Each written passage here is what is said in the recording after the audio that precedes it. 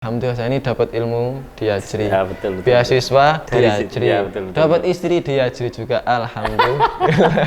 Iya, kalau ada yang satu pondok kenapa harus yang beda kan? Dari kita untuk kita, Mas. Iya, betul. Sudah tahu karakternya tau. Santri putra harapan bangsa, Santri santri putri harapan santri putra.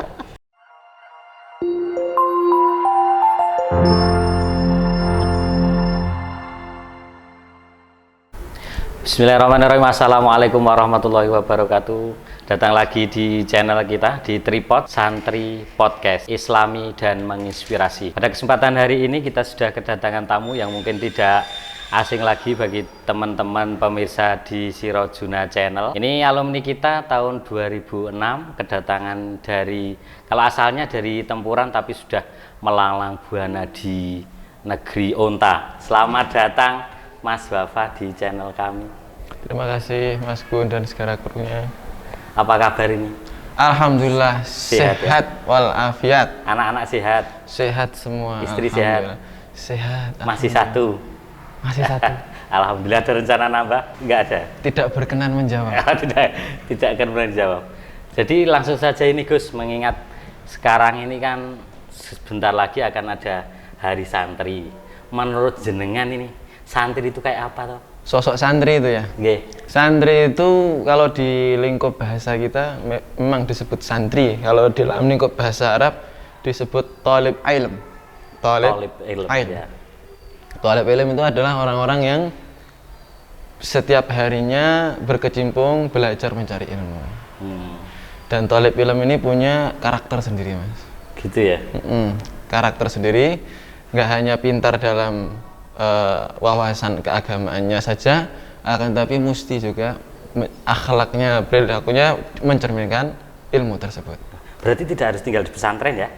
Nggak harus di dalam pesantren. Pokoknya orang yang mencari ilmu. Pokoknya thalib ilm. Oh, betul, oke lah kalau begitu.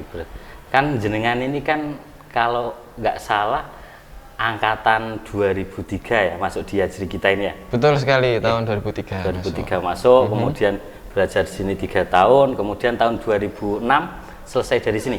Tahun 2006 lulus dari Madrasah Aliyah. Satu angkatan dengan jenengan toh? Ya, betul. Kemudian saya lupa ingat dulu. Dulu nggak punya jenggot. Sekarang sudah panjang. Pangling. Kemudian sempat 1 tahun di sini khidmah di pondok, jadi cah dalemnya Pak Yai.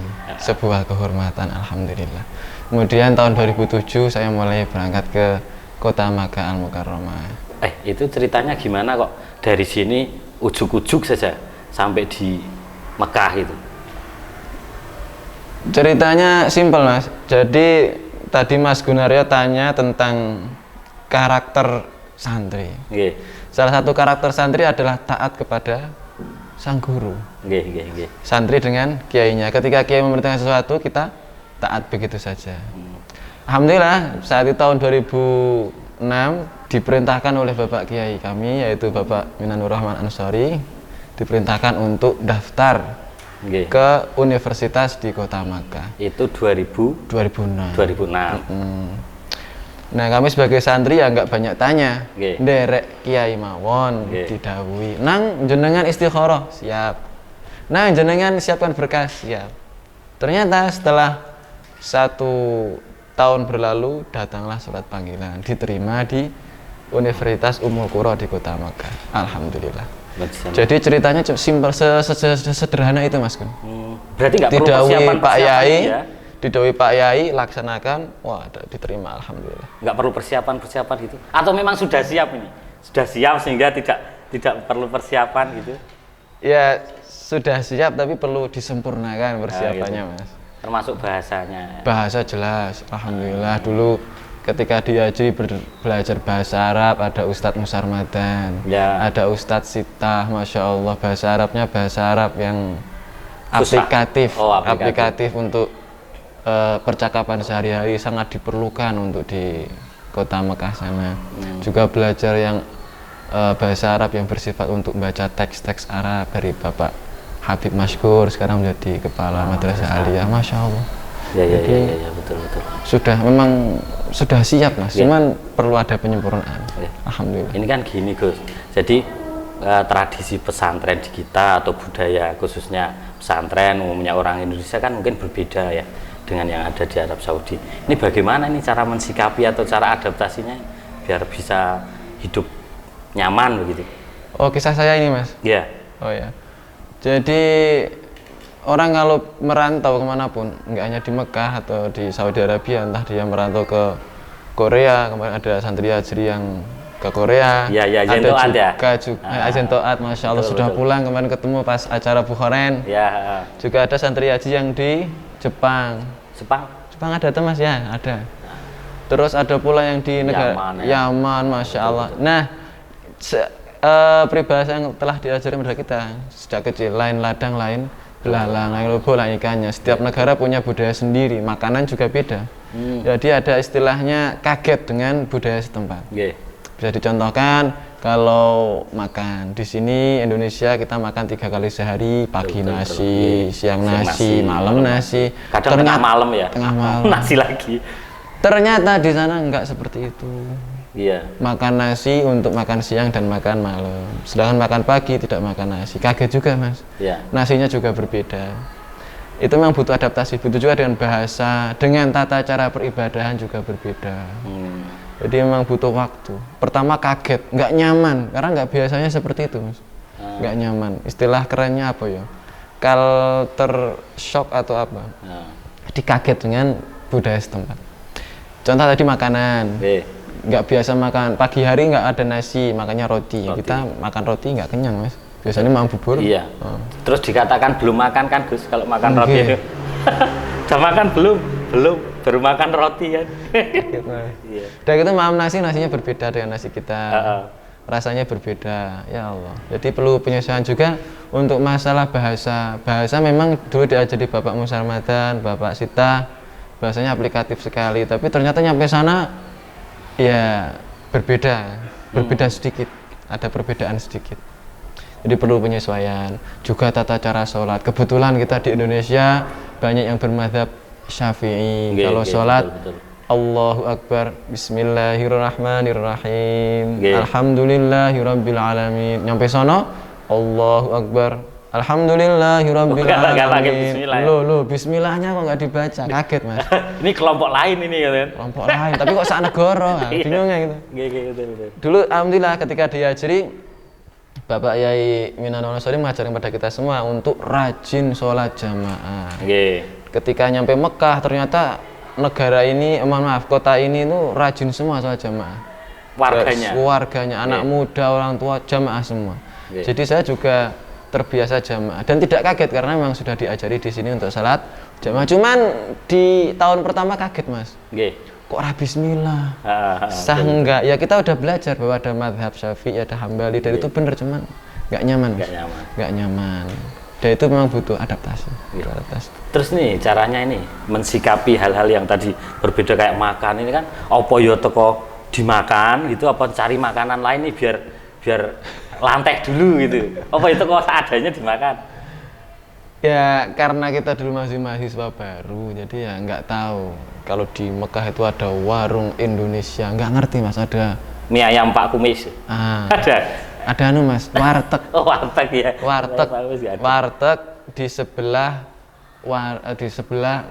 warung Pekalongan, Mas. Di daerah Zahir. Kalau dari Masjidil Haram arahnya ke Masjid Tanim. Di sana ada warteg sebelahan dengan warung Pekalongan. Orang kalau nyebut mau kemana? Ke Pekalongan.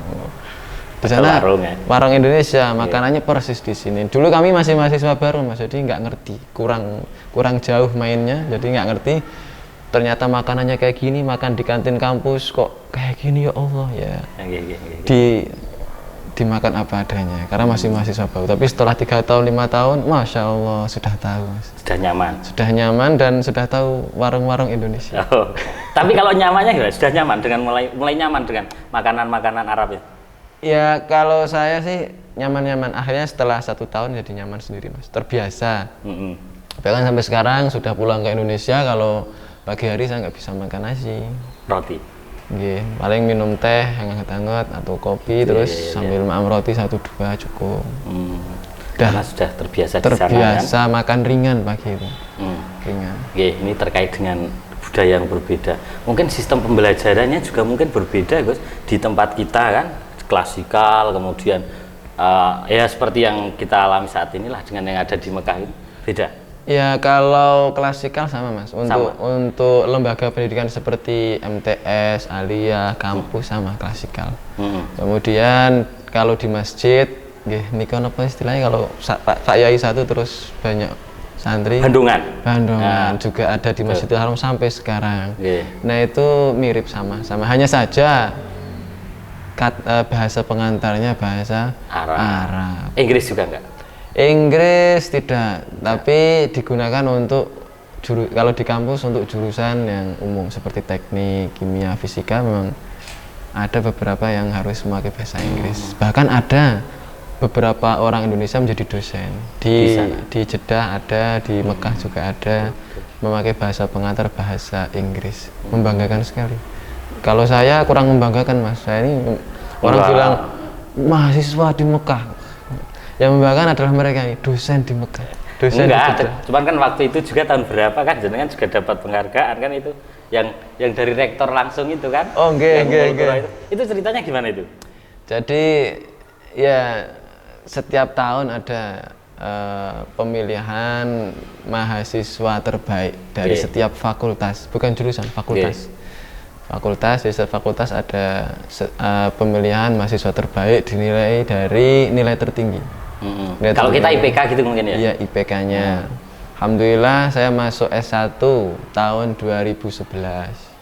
S1 2011? 2010, mohon maaf, 2010. Berarti kan tadi kan masuknya 2007 ke Mekah? 2007 saya ngambil program persiapan bahasa selama 2 tahun. Jadi mematangkan bahasa yang sudah dipelajari. Kemudian sempat ngambil S1 di pendidikan guru.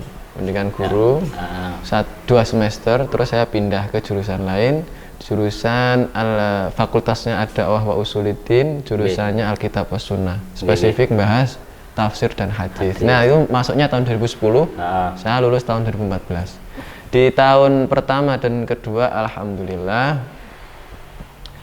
sampai akhir juga nilai saya bagus semua IPK-nya. Hanya saja ketika mendapatkan penghargaan dari Rektor Universitas Ummul Qura pada tahun pertama dan tahun kedua. Karena dari sekian banyak mahasiswa satu jurusan, alhamdulillah wong Magelang yang menjadi nomor 1. Dan dari Yajri toh. Alhamdulillah. Iya, itu luar biasa. Kalau nggak salah kan ya orang Yajri ya, alumni Yajri yang kemudian ke Ummul Qura kan jenengan yang kedua Gus. Ya, saya yang kedua. Yang pertama Mas kalau Ali Mukhtar ya.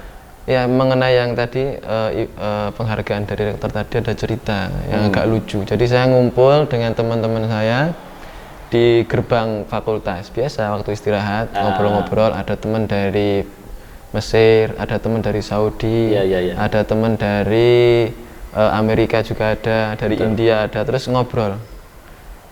Ada teman dari Mesir bilang, siapa yang jadi mahasiswa terbaik tahun ini di fakultas kita?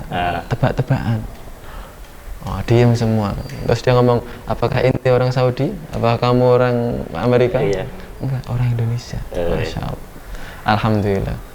Jadi nggak hanya teman-teman Indonesia yang di sana, banyak juga orang-orang dari Arab di sana. Alhamdulillah. Kalau tadi Mas Ali Mukhtar Muhtaram, beliau lulusan Yajri yang pertama kuliah di Universitas Ummul Qura.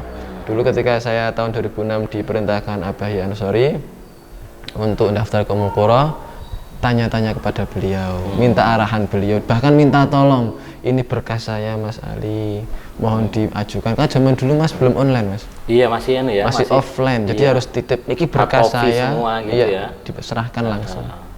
Kalau sekarang beda, sekarang daftar ke Universitas Ummul Qura nggak harus datang, bisa online. Dari manapun ya. Dari manapun dan lebih ngirit. Tapi nggak sempat ketemu kan sama Pak Ali kan di sana?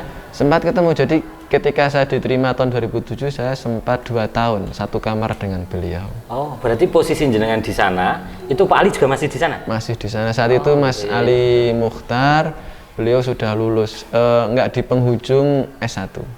Penghujung S1, kemudian ngambil program 2 tahun setingkat S2, program 2 tahun di sana. Jadi saya sempat bertemu dengan beliau, menimba ilmu dan pengalaman dari beliau selama 2 tahun di Mekah. Alhamdulillah. Dan di sana itu kalau pendidikan, ya mohon maaf ya, mungkin nggak seperti di kita yang harus berbayar gitu ya.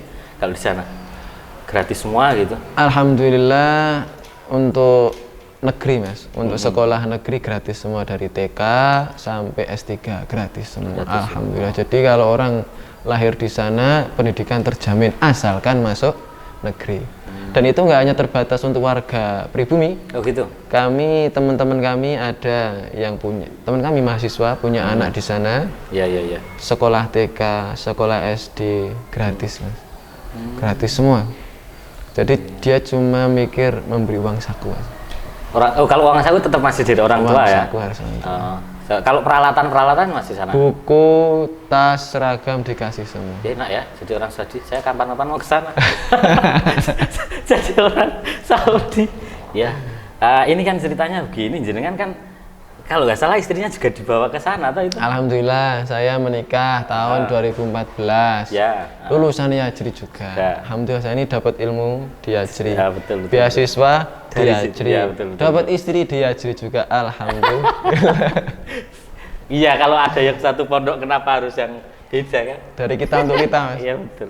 Santri karakternya tau. Santri putra harapan bangsa. Santri putri harapan santri putra. Iya betul. Kan orang nyari Mas. Orang itu nyari, saya sebagai laki ingin mendapatkan istri yang sholihah. Istri solihah ada di mana saja, tapi kalau ingin menemukan dengan mudah cari di pesantren. Enak, gampang. Alhamdulillah menikah tahun 2014.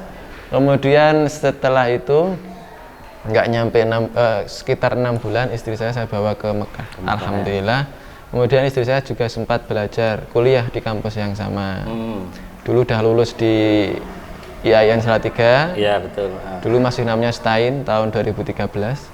Kemudian di Mekah belajar selama 2 tahun di Ma'had Ta'limil Lughah D2 persiapan bahasa.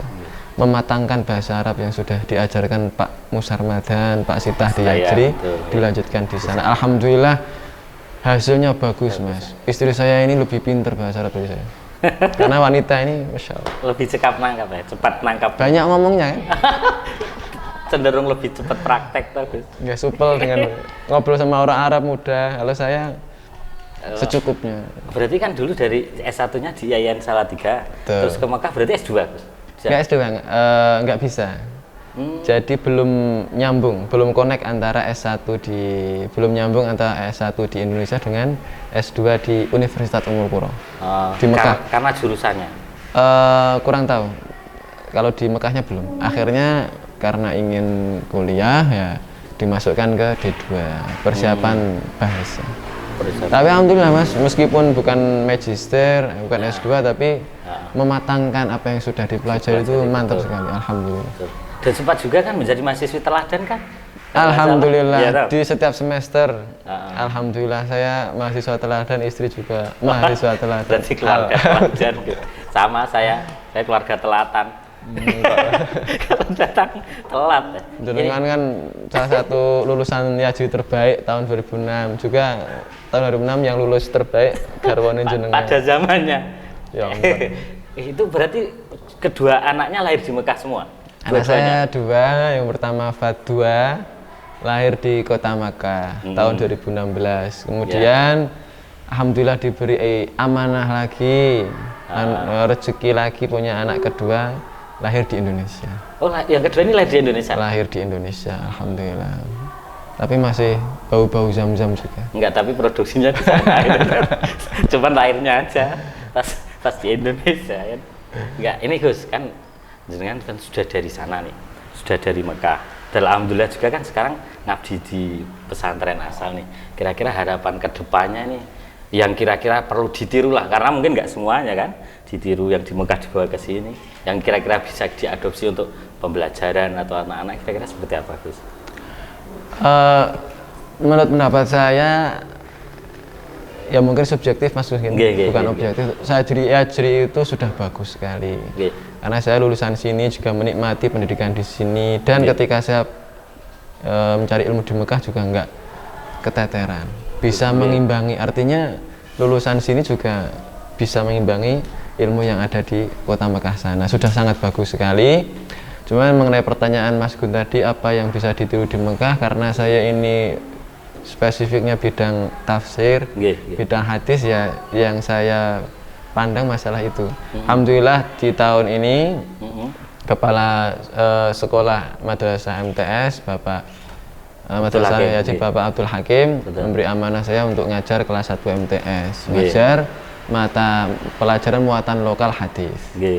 Quran hadis sudah ada, tapi ini ada muatan lokal tambahan, yaitu hadis. Alhamdulillah ilmu yang saya dapat di Mekah ini saya ajarkan di kelas 1 MTS sekarang ini dalam bentuk buku yang saya tulis, baru saya buat 4 bulan yang lalu. Judulnya Muqtataf min Adhkarin Nawawi ibn Syaraf, doa dan zikir harian kutipan dari kitab Al-Adhkar. Al-Adhkar itu kitab besar, zikir dipakai di seluruh dunia selama berabad-abad. Hadisnya 2000 Mas, banyak sekali. Kalau untuk anak MTS Aliyah kebanyakan, makanya saya pilih yang sebagian yang mereka pakai setiap hari. Saya pilih hadis sekitar 40 hadis. 40 hadis dijadikan dalam satu buku. Dalam satu buku untuk selama 1 tahun. Alhamdulillah, ya itu apa yang saya pelajari di sana dari bidang hadis saya tuangkan dalam buku tersebut. Dari segi penulisannya, segi penjelasannya, segi semuanya saya tuangkan dalam buku tersebut, dan tahun ini alhamdulillah direstui oleh Abah Yai Minan Al-Husari untuk menjadi kurikulum kelas 1 MTS.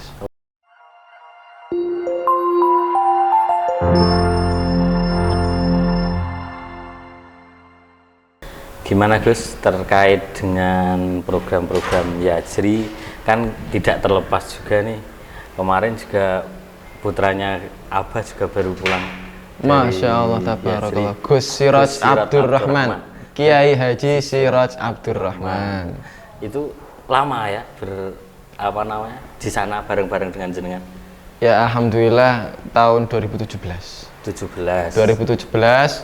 Gus Siraj tindak pergi ke kota Makkah. Ketika sampai sana alhamdulillah ketemu saya, sering bertemu dengan saya. Alhamdulillah saya juga sering menimba ilmu dari Gus Siraj. Saya sempat matur ke Gus Siraj, Masya Allah Gus, sekarang Anda mencari ilmu di kota Makkah seperti kakek Anda, Mbah Siraj Romo Agung. Mbah Siraj Romo Agung. Insya Allah nanti seperti Mbah Siraj dulu memberikan cahaya bagi seluruh kaum muslimin di Jawa Tengah, di Indonesia, khususnya Jawa Tengah dan Magelang. Insya Allah jenengan setelah lulus dari Makkah insya Allah seperti kakek Anda, insya Allah.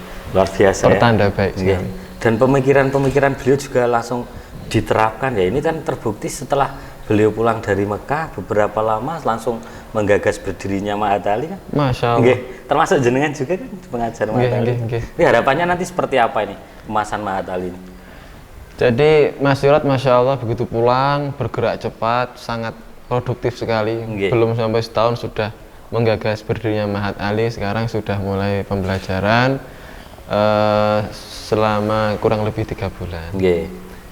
Jadi Ma'had Ali ini lembaga pendidikan di dalam pesantren, di bawah asuhan pesantren setingkat dengan kuliah S1.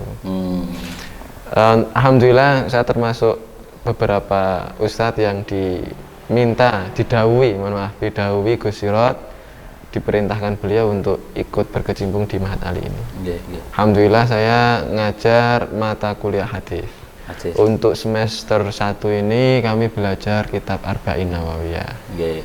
Nanti semester 2 dan 3 belajar hadis-hadis kutipan dari kitab Sahih Bukhari. Masya Allah. Memang sudah sudah tertata begitu ya? Tertata, karena yang dari sekian banyak, kalau kita lihat data di Yajri ini, guru MTS Aliyah dan Ustadz Madrasah Diniyah ini sampai hampir 100 orang kalau nggak salah. Itu kemarin yang ikut di Ma'had Ali hanya nggak sampai 15 orang. Artinya memang Mas Siraj ini melihat dari jauh, menilai, menimbang, dan memilih. Alhamdulillah dipilihlah orang-orang yang di bidangnya masing-masing. Saya alhamdulillah di bidang hadis. Kemudian ada Pak Irham di bidang nahwu. Pak Irfan juga di bidang nahwu. Ada Pak Kiai Abdul Aziz di bidang Sirah Nabawiyah, juga Pak Kepala Sekolah MTS Bapak Abdul Hakim juga di bidang Sirah Nabawiyah. Jadi memang dipilih orang-orang yang nggak hanya kompeten di bidangnya, tapi juga memang punya pengalaman dalam mengajar. Alhamdulillah. Dan sekarang ini sudah mulai terasa ya bahwa, mohon maaf nih, aura-aura Guse ini sudah mulai tampak lah untuk Yajri ke depan lebih baik kan? Insya Allah. Kemarin sudah mengadakan launching, Insya Allah. Launching perdana itu. Launching perdana, Mahat Ali, beliau sempat berpidato, Masya Allah, pidatonya sangat bagus sekali. Begitu selesai launching, saya dapati pada pertemuan kuliah selanjutnya, di pekan selanjutnya, anak-anak ini, siswa ini, mahasantri ini nampak lebih bersemangat. Karena memang dengan adanya launching, juga dengan motivasi yang Gus Sirat berikan ketika memberikan sambutan ini, sempat membakar semangat mereka. Alhamdulillah. Insya Allah kedepannya semakin baik. Tapi kalau Gus Sirat kalau di Mekah satu alma mater dengan jenengan? Berbeda. Saya ini di Universitas Ummul Qura, Mekah. Kalau saya satu alma mater dengan Bapak Kiai Haji, Ketua PBNU. Oh, Pak Kiai Said ya? Bapak Kiai Said Agil Siraj, dulu lulusan Ummul Qura. Juga Bapak Kiai Said Agil Munawar, juga lulusan Ummul Qura. Kalau Mas Siraj ini nyantri di pesantren. Pesantrennya Sayyid Muhammad. Sayyid Muhammad, beliau sudah meninggal. Sekarang dilanjutkan oleh putranya Sayyid Ahmad. Dan ini alma maternya siapa? Mbah Maimun. Mbah Maimun Zubair, dan banyak sekali ulama-ulama besar di Indonesia lulusan dari sana, dari Makkah, dari tempatnya Gus Sirat. Kalau di pesantren kan kita sering dengar-dengar Gus, ada cerita-cerita lucu, enggak ya, sama di sini sama di sana itu, kadang cerita lucu, kadang apa yang kadang-kadang kok lucu banget apa, seperti kan pernah kita di sini lucu gitu kan, di sana ada juga gitu. Iya, di mana-mana ada Mas cerita lucu. Ada lucunya ya. Banyak sekali cerita lucu. Termasuk yang Anda alami. Banyak sekali. Kalau saya ini seneng cerita-cerita lucu dan mengalami banyak kejadian lucu selama di kota Makkah dan di Yajri juga. Kalau di Yajri mungkin karena pemirsa ini banyak yang santri Yajri, alumni Yajri, mungkin sudah banyak, nggak perlu ditambahi. Tapi kalau cerita saya di Makkah ini yang banyak. Belum pernah ke sana kan? Cerita lucunya kayak apa? Podo tapi. Iya banyak Mas. Ceritanya salah satu, jadi secara simpel lah, yang sering bersentuhan dengan santri ini dididik untuk sholat jamaah, terutama di Yajri. Masya Allah, didikan Yai Minanul Ansori ini hebat sekali. Jadi kami di sini selama nyantri di Yajri, meskipun saya santri cuma sebentar, 3 tahun, 4 tahun, alhamdulillah jadi rajin sholat jamaah. Nyampe di Mekah, saya juga tergerak untuk selalu sholat jamaah. Bahkan begitu azan berkumandang, saya langsung datang. Tapi ya tadi saya katakan ada culture shock, yaitu kaget dengan budaya setempat. Di sini kita bermadzhab Syafi'i, di sana bermadzhab Hambali. Dan sebagaimana kita tahu, NU ini Nahdlatul Ulama mengesahkan 4 mazhab. Mazhab Syafi'i, Hambali, Hanafi, dan Maliki. Yang di Mekah dan negara sekitarnya itu pakai mazhab Hambali. Artinya sholat mereka sah karena pakai mazhab Hambali. Cuman lucu Mas. Lucunya pertama, jadi di Mekah ini pakai mazhab Hambali berbeda dengan mazhab Syafi'i. Kalau mazhab Syafi'i kita Allahu Akbar, gerak sampai 3 kali usil, batal, ulang lagi sholatnya, takbir lagi. Tapi di Mekah ya Allah, dalam mazhab Hambali ini Anda boleh bergerak.